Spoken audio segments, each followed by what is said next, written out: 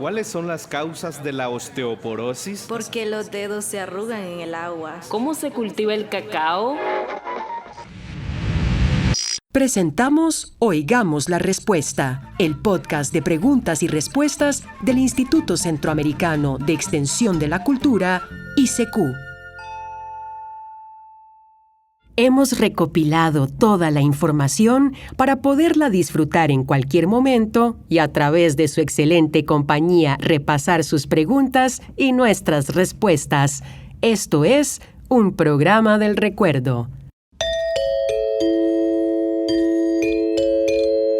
Un estimable oyente que nos envía un correo electrónico desde Cartago, Costa Rica, nos dice lo siguiente: quiero preguntarles qué tan efectivo es el baculovirus para controlar la polilla, si se puede aplicar al follaje. También quiero saber qué tan bien trabajan las feromonas para atrapar polillas, ya que donde yo vivo hay mucha incidencia de polillas en los cultivos de papas. Oigamos la respuesta. La polilla de la papa es una de las plagas que más afecta a este cultivo. Las larvas o gusanillos de esta mariposa afectan las hojas, los tallos y los tubérculos. Las polillas ponen los huevos en el suelo junto a la planta de papa. Cuando las larvas nacen, se dirigen directamente a los tubérculos y los perforan, haciendo como una especie de túneles o galerías en las papas. Entre más crecen, más las afectan, y las heridas que les ocasionan facilitan la entrada de microorganismos que pueden causar su pudrición. En la zona de Cartago hay dos especies de polillas, la polilla criolla y la guatemalteca. Para poder controlar estas plagas, se deben tomar varias medidas. Entre estas, se recomienda que antes de sembrar, se limpie muy bien el terreno. Se deben destruir todos los residuos de la cosecha anterior. No se debe dejar papa dañada en el campo, ni tampoco restos de plantas, porque estos podrían ser un foco de infección. Todo se debe recoger para destruirlo. Se puede quemar o se puede enterrar hondo echándole cal o insecticida granulado antes de taparlo. Las palomillas pueden poner los huevos en otras hierbas cercanas al papal, y por esto también conviene fumigar esas hierbas. Se debe usar semilla de buena calidad y sana para asegurarse que no sea portadora de la polilla. La siembra debe hacerse profunda para evitar que las larvas penetren en la papa. La aporca debe hacerse alta, con el mismo fin. Además, se recomienda cosechar a tiempo para evitar focos de infección. Y hasta donde sea posible, se deben rotar los cultivos. Puede sembrar, por ejemplo, repollo o zanahoria y después papa otra vez. Todas estas medidas son importantes para tratar de controlar esta plaga, que se hace aún más seria en la época seca. Cuando es época seca, se puede regar un poco para que la plaga disminuya, pero sin exagerar, porque entonces tendría otros problemas. Las feromonas son sustancias que producen las hembras de las polillas. Su olor atrae a los machos. Se usan en trampas para atraerlos y matarlos. Al capturarlos, se reduce la posibilidad de apareamiento. Además, las trampas sirven para determinar si es necesario aplicar insecticidas químicos o no. Estas se colocan en las orillas de la plantación a unos 15 metros una de la otra.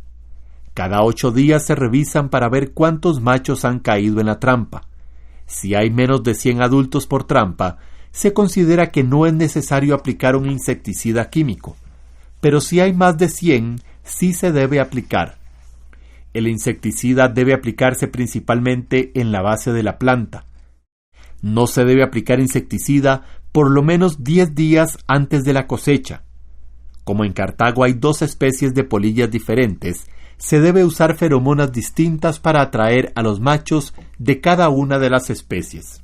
El baculovirus se usa en los almacenes donde se va a guardar la papa.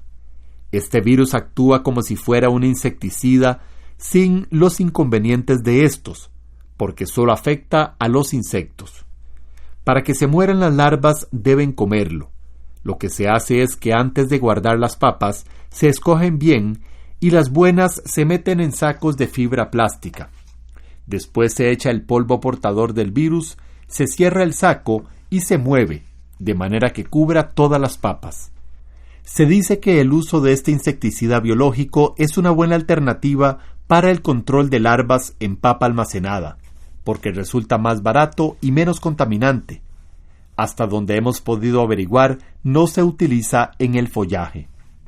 En las oficinas del MAC más cercano a su localidad, pueden darle más detalles sobre la manera de usar las trampas con feromonas y el baculovirus. Y si la infestación de polilla es muy grande, pueden ir a su finca para darle las recomendaciones del caso. Ellos también le pueden ayudar a conseguir lo que usted necesite.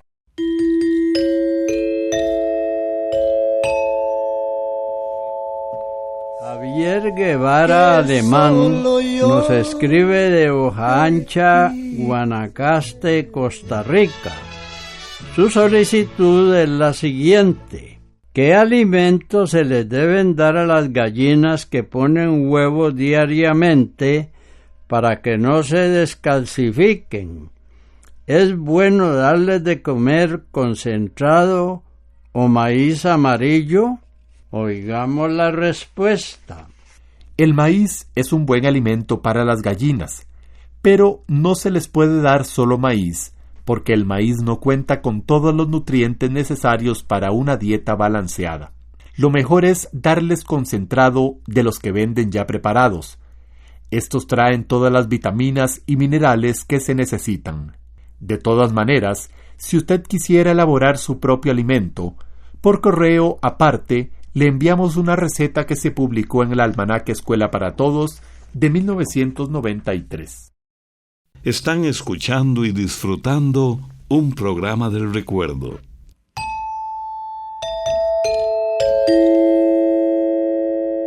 Un amigo oyente nos escribe desde Managua, Nicaragua, y nos pregunta lo siguiente: ¿por qué en Semana Santa se come más pescado que en ninguna otra época? Escuchemos la respuesta. En Semana Santa se come más pescado debido a una confusión con el mandato de la Iglesia Católica de no comer carne los viernes de Cuaresma. Como el Viernes Santo está dentro de la Cuaresma, se volvió una costumbre no comer carne durante toda la Semana Santa y sustituir esa carne con pescado. Pero en realidad, la Iglesia solo pide hacer el sacrificio de no comer carne, pero no manda comer pescado. La abstinencia de carne es solo un signo, y bien podríamos ofrecer otros sacrificios durante la Cuaresma. Por ejemplo, sería muy bueno que le ofreciéramos a Dios no criticar a los demás, no molestar a los vecinos o hacer un favor a quien lo esté necesitando. ¿Qué remedio es bueno para las cataratas en los ojos? Esta pregunta nos la hizo una amiga oyente que nos escribe desde Matagalpa, Nicaragua. Oigamos la respuesta. El cristalino es un lentecito que tenemos en la parte de adentro del ojo que sirve para enfocar bien las cosas. Normalmente el cristalino es transparente, pero por diferentes motivos se puede volver opaco. Entonces no deja pasar las imágenes hasta el fondo del ojo. Este padecimiento es lo que se conoce como catarata. Esta enfermedad aparece poco a poco y entre más opaco se vuelve el cristalino, más borrosas se ven las cosas. Lamentablemente no existe ningún tratamiento ni remedio casero para curar las cataratas. Lo único que sirve es la operación. Lo bueno es que hoy en día esa operación es muy rápida y da muy buenos resultados. Por medio de esa cirugía, el médico saca el cristalino opaco, luego coloca en su lugar un lentecito que viene a ser como un cristalino postizo. Luego cose el ojo, dejando el lente adentro para toda la vida. La operación de la catarata es sencilla y no es dolorosa. Tarda unos 45 minutos. 1 hora después de operada, la persona se va para la casa, pero debe mantenerse en control médico durante los primeros días.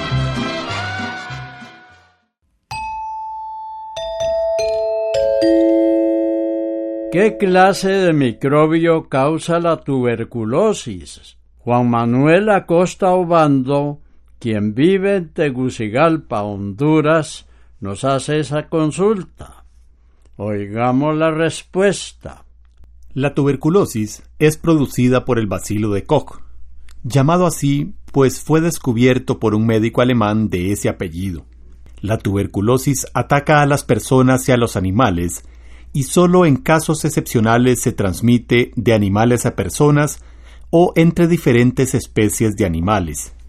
Este bacilo ataca a la gente por la parte más débil de su organismo, por lo que se conoce distintas clases de tuberculosis, de los pulmones, del aparato digestivo, de las meninges o membranas del cerebro y de la médula espinal, de los huesos, de los riñones y de otras partes del cuerpo. La forma más corriente de tuberculosis es la de los pulmones. En consecuencia, el contacto con la saliva o con las flemas expulsadas por una persona enferma es el medio más común de contagio. La bacteria entra en el cuerpo de la persona por la nariz y por la boca, y junto con el aire que respira llega a los pulmones. Si la persona está débil, cansada y no tiene defensas, la bacteria se pega a los pulmones, se empieza a multiplicar y se produce la infección. Esto es un programa del recuerdo. Desde Matagalpa, Nicaragua, Alberto Toruño Herrera pide lo siguiente. Necesito la fórmula para elaborar un repelente casero contra los mosquitos y zancudos. Oigamos la respuesta. Para alejar los mosquitos y zancudos, se pueden utilizar algunos repelentes naturales. Por ejemplo, se pueden restregar sobre la piel las hojas de menta. También la planta llamada albahaca es un buen repelente natural. Simplemente se hierve la planta en agua y se aplica el cocimiento en la piel. Con eso, los insectos no pican. Lo mismo se dice del ajo, que se puede aplicar en la piel o comerlo. Al sudar, las personas despiden ese olor del ajo y ni mosquitos ni zancudos se acercan. Otro repelente natural contra los mosquitos consiste en aplicar en la piel aceite de citronela. Esta es una planta que se parece al zacate de limón, té de limón o té de caña. Tiene la característica de que despide un olor muy agradable al tocarla. O puede simplemente untarse en la piel la sustancia que sueltan las hojas al machacarlas. En las farmacias es posible conseguir el aceite de citronela. Un oyente que vive en San Rafael, arriba de Desamparados, Costa Rica, nos hace esta consulta. ¿Cómo hacen el proceso del café para que un café sepa diferente a otro si es de las mismas matas de café? Oigamos la respuesta. Uno podría pensar que todas las matas de café producen frutos que ofrecen el mismo sabor.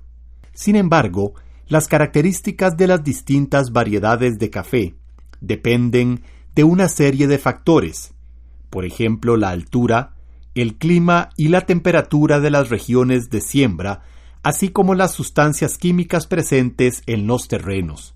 Todo eso influye en la maduración del grano, su dureza y la acidez que determina su sabor. En el sabor del café también influyen ciertos procesos que se llevan a cabo en los beneficios, como el secado de los granos y el tueste o torrefacción, en donde el grano recibe distintos grados, ya sea oscuro, medio o claro. Tanto influyen estas características en el café, que se organizan concursos entre productores de distintas regiones y compradores del mundo entero para elegir el mejor café.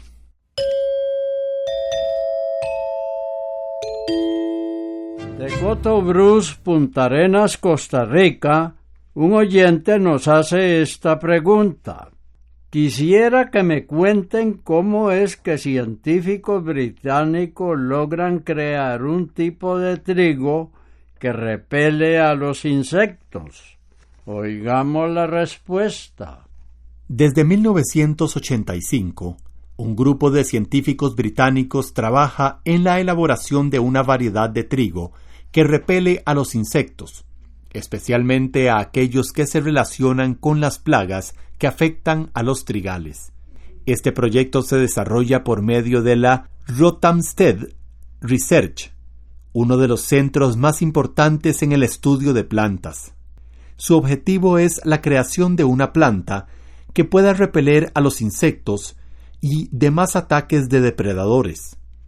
Esto se lograría por medio de una modificación genética de las plantas. Con esto, se espera repeler y alejar a los pulgones, que son uno de los grandes depredadores de los trigales. Los pulgones son una verdadera plaga para las plantas de trigo, un verdadero dolor de cabeza para los productores.